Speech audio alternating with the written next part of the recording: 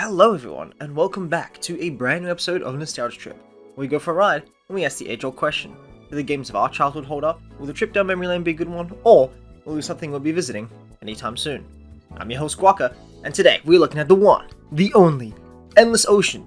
So forgive me for this pun, but we are going to be diving in to this educational marine life simulator for the Nintendo Wii. Let's go!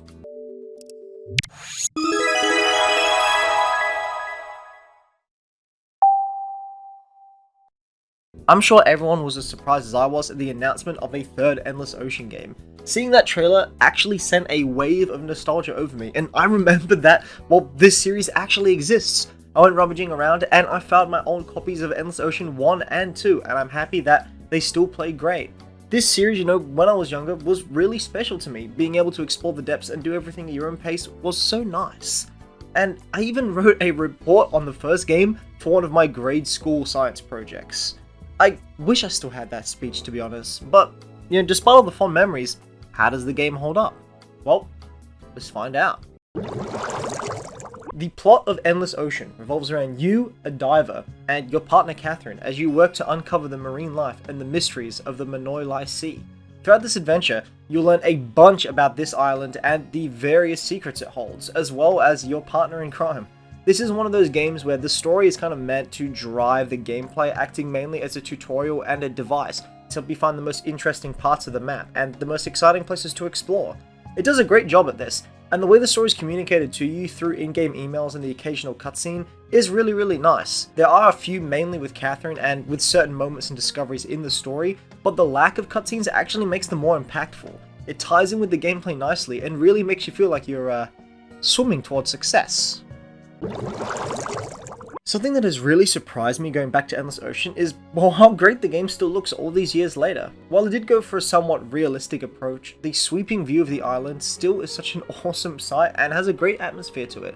Swimming as well is an absolute treat. With each piece of coral, each marine animal has so much beauty, dedication, and detail added to it. You can tell the devs were so passionate about this project, and there are hundreds of variants of species of fish. There's shark, there's whales.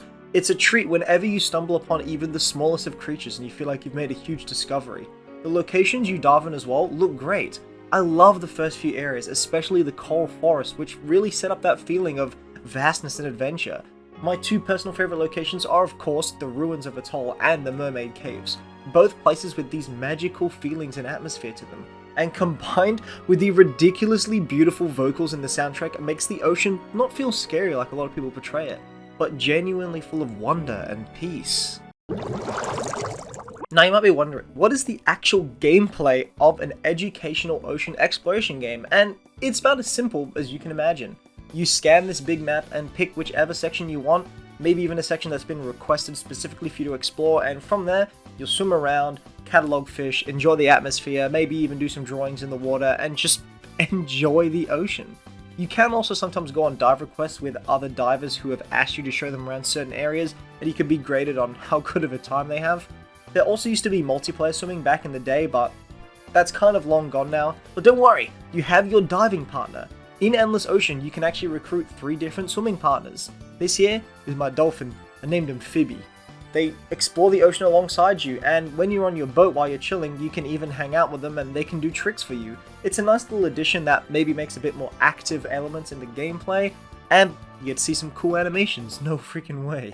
The actual controls of the game are really simple, with you requiring just a single Wii remote. You point at the screen and hold down a button to move, and it's as simple as that. It's super easy to control, and because the spaces are so wide and open, I never felt like I had to fight with the motion controls to get where I wanted to go, even in the Mermaid Caves. I'd say the key features about Endless Ocean's gameplay that really capture me is that sense of wonder and discovery when you stumble upon something new, like the ruins or even sighting a huge whale.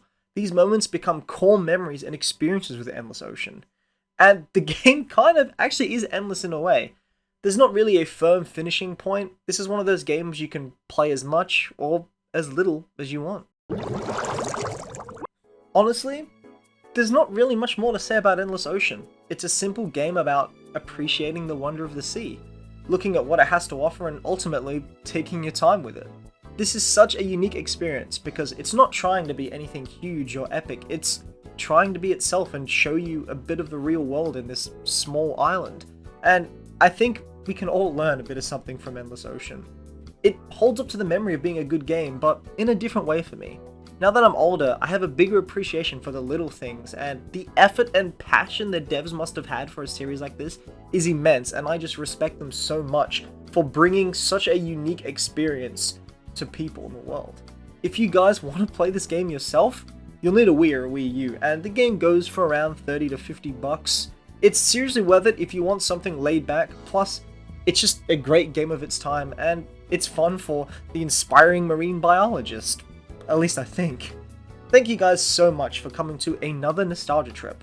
If you want to ride shotgun with me again, hit that subscribe, and tell me where we should drive to next. I've been your host Guaka, and before I go, I gotta remind you to keep shredding.